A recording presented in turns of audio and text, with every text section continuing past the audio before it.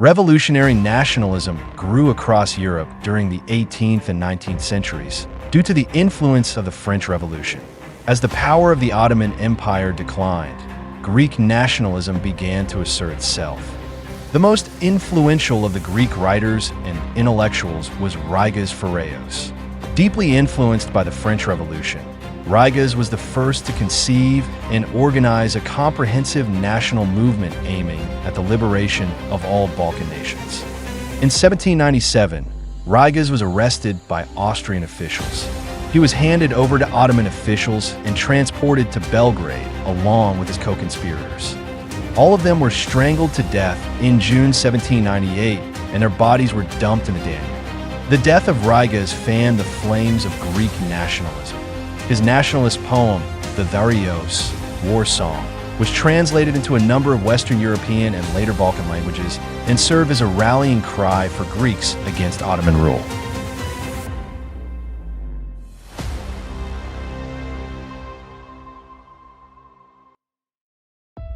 Pharaoh's martyrdom was to inspire three young Greek merchants, Nikolaos Skoufas, Emmanuel Xanthos, and Athanasius Sokolov. Influenced by the Italian Carbonari and profiting from their own experience, they founded in 1814 the secret Filiki Eteria, Friendly Society, in Odessa, an important center of the Greek mercantile diaspora in Russia. With the support of wealthy Greek exile communities in Britain and the United States, and with the aid of sympathizers in Western Europe, they planned a rebellion. The Filiki Eteria expanded rapidly and was soon able to recruit members in all areas of the Greek world and among all elements of the Greek society. At the time, the great powers, allied in the concert of Europe in opposition to revolutions in the aftermath of Napoleon I of France, were preoccupied with revolts in Italy and Spain. It was in this context that the Greeks judged the time ripe for their own revolt. The plan originally involved uprisings in three places: the Peloponnese, the Danubian principalities, and Constantinople. Alexander Ypsilantis was elected as the head of the Filiki Eteria in April 1820 and took upon himself the task of planning the insurrection. His intention was to raise all the Christians of the Balkans in rebellion and perhaps force Russia to intervene on their behalf. On February 22nd, he crossed the river Prut with his followers, entering the Danubian principalities. In order to encourage the local Romanian Christians to join him, he announced that he had the support of a great power, implying Russia. 2 days after crossing the Prut, at Three Holy Hierarchs Monastery in Iași, Ypsilantis issued a proclamation calling all Greeks and Christians to rise up against the Ottomans. Fight for faith and fatherland. The time has come, O Hellenes. Michael Sautsos, then Prince of Moldavia and a member of Filiki Eteria, set his guard at Ypsilantis' disposal. In the meanwhile, Patriarch Gregory V of Constantinople and the Synod had anathematized and excommunicated both Ypsilantis and Sautsos, issuing many encyclicals, an explicit denunciation of the revolution in line with the Orthodox Church's policy. Kapodistrias, the foreign minister of Russia, was ordered by Alexander I to send Ypsilantis a letter upbraiding him for misusing the mandate received from the Tsar. Kapodistrias announced to Ypsilantis that his name had been struck off the army list and that he was commanded to lay down arms. Ypsilantis tried to ignore the letter, but Vladimirescu took this as the end of his alliance with the Eteria. A conflict erupted inside the camp, and Vladimirescu was tried and put to death by the Eteria on June 2nd. The loss of their Romanian allies, followed by an Ottoman intervention on Wallachian soil, sealed defeat for the Greek exiles and culminated in the disastrous Battle of Dragashani and the destruction of the Sacred Band on June 19th.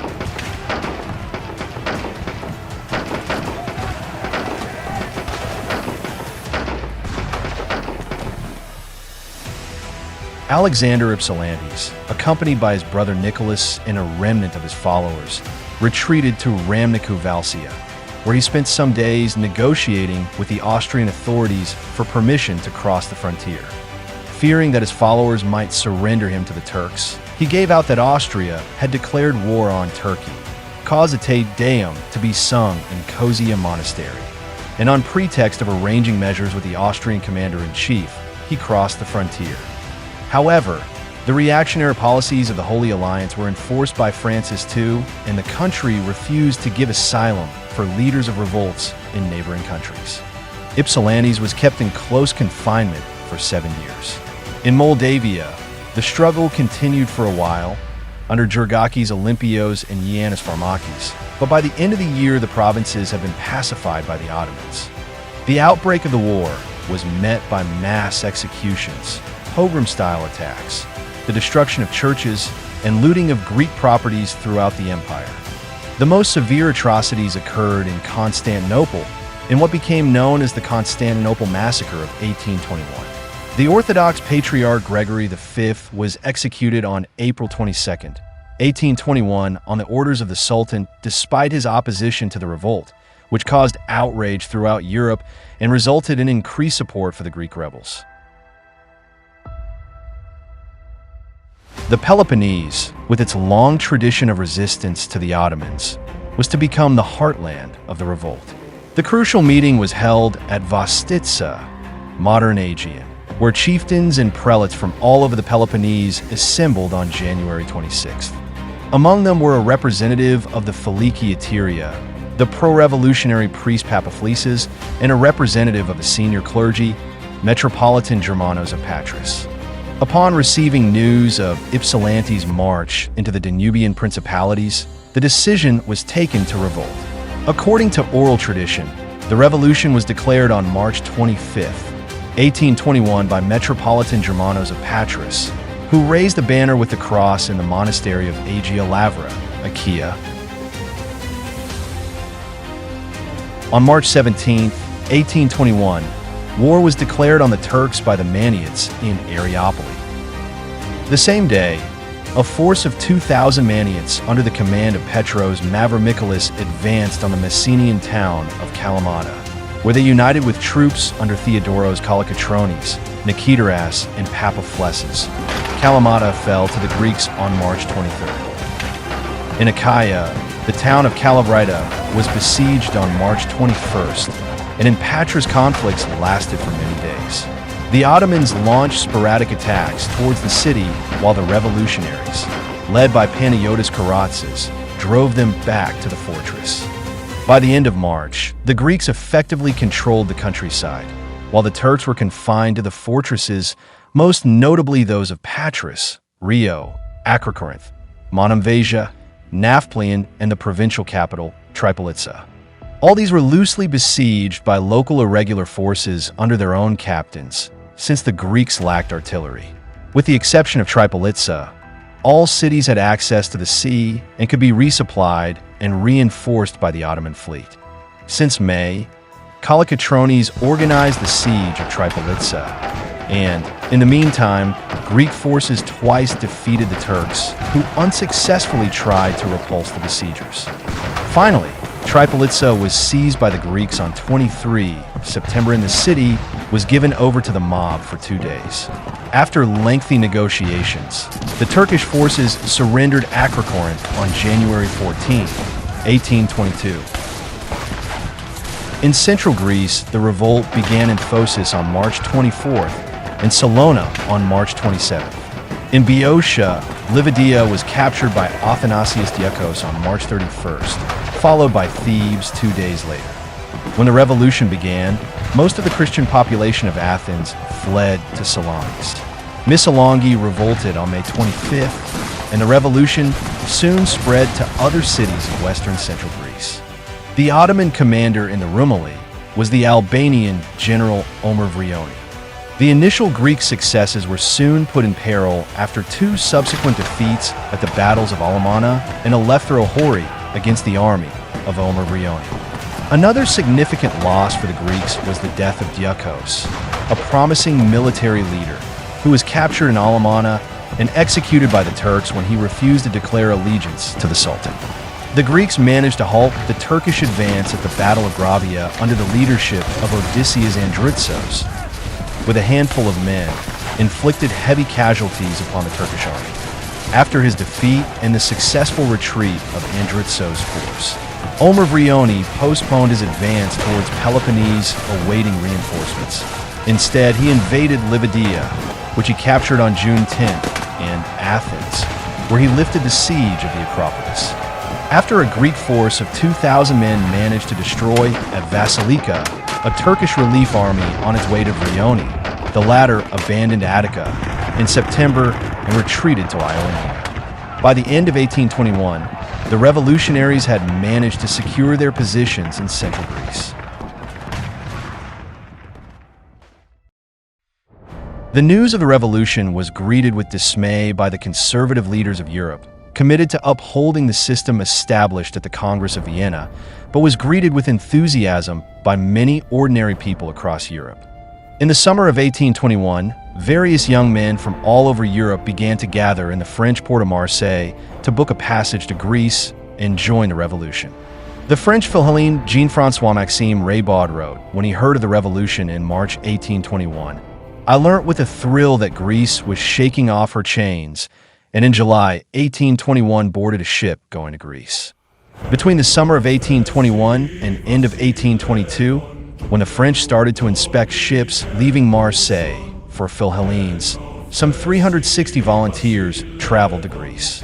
From the United States came the doctor Samuel Gridley and the soldier George Jarvis to fight with the Greeks. The largest contingents came from the German states, France, and the Italian states.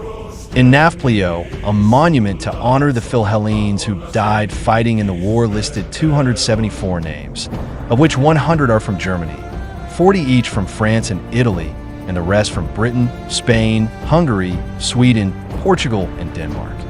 In Germany, Italy, and France, many clergymen and university professors gave speeches saying all of Europe owed a huge debt to ancient Greece, that the modern Greeks were entitled to call upon the classical heritage as a reason for support, and that Greece would only achieve progress with freedom from the Ottoman Empire. A young medical student in Mannheim wrote that hearing his professor lecture on the need for Greek freedom went through him like an electric shock, inspiring him to drop his studies and head to Greece, while a Danish student wrote, "How could a man inclined to fight for freedom and justice find a better place than next to the oppressed Greeks?" In France, Britain, Spain, Russia, the United States, and many other places, Greek committees were established to raise funds and supplies for the revolution. Because of the Greek origin of so much of the West's classical heritage, there was tremendous sympathy for the Greek cause throughout Europe. Some wealthy Americans and Western European aristocrats, such as the renowned poet Lord Byron and later the American physician Samuel Howe, took up arms to join the Greek revolutionaries.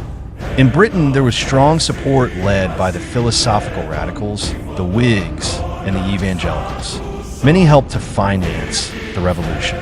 The London Philhellenic Committee helped insurgent Greece to float two loans in 1824, £800,000, and 1825, £2 million. The Scottish Philhellene Thomas Gordon took part in the revolutionary struggle and later documented some of the first histories of the Greek Revolution in English.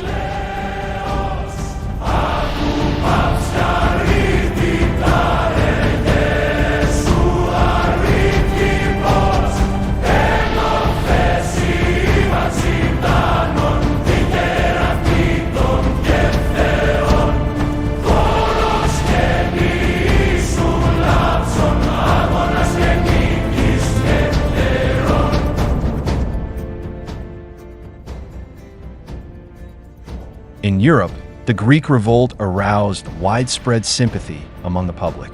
The Ottoman massacres at Chios in 1822 inspired Eugène Delacroix's famous painting Massacre of Chios.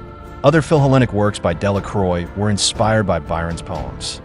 Byron, the most celebrated Philhellene of all, lent his name, prestige, and wealth to the cause. Byron organized funds and supplies, including the provision of several ships, but died from fever at Missolonghi in 1824. Byron's death strengthened European sympathy for the Greek cause. His poetry, along with Delacroix's art, helped arouse European public opinion in favor of the Greek revolutionaries to the point of no return, and led Western powers to intervene directly. Philhellenism made a notable contribution to Romanticism, enabling the younger generation of artistic and literary intellectuals to expand the classical repertoire by treating modern Greek history as an extension of ancient history. The idea of a regeneration of the spirit of ancient Greece permeated the rhetoric of the Greek cause supporters. Classicists and romantics of that period envisioned the casting out of the Turks as the prelude to the revival of the Golden Age. Revolts in Crete, Macedonia, and central Greece broke out, but were suppressed. Greek fleets achieved success against the Ottoman navy in the Aegean Sea and prevented Ottoman reinforcements from arriving by sea. The Ottoman Sultan called in Muhammad Ali of Egypt, who agreed to send his son, Ibrahim Pasha, to Greece with an army to suppress the revolt in return for territorial gains. Ibrahim landed in the Peloponnese in February 1825 and brought most of the peninsula under Egyptian control by the end of that year. Despite a failed invasion of Mani, Athens also fell and revolutionary morale decreased. The three great powers, Russia, Britain, and France, decided to intervene, sending their naval squadrons to Greece in 1827. They destroyed the Ottoman, Egyptian fleet at the Battle of Navarino and turned the tide in favor of the revolutionaries. In 1828, the Egyptian army withdrew under pressure from a French expeditionary force. The Ottoman garrisons in the Peloponnese surrendered, and the Greek revolutionaries retook central Greece. The Ottoman Empire declared war on Russia, allowing for the Russian army to move into the Balkans. This forced the Ottomans to accept Greek autonomy in the Treaty of Adrianople and semi-autonomy for Serbia and the Romanian principalities. After 9 years of war, Greece was recognized as an independent state under the London Protocol of February 1830. The slogan of the revolution, Eleftheria I Thanatos, freedom or death, became Greece's national motto.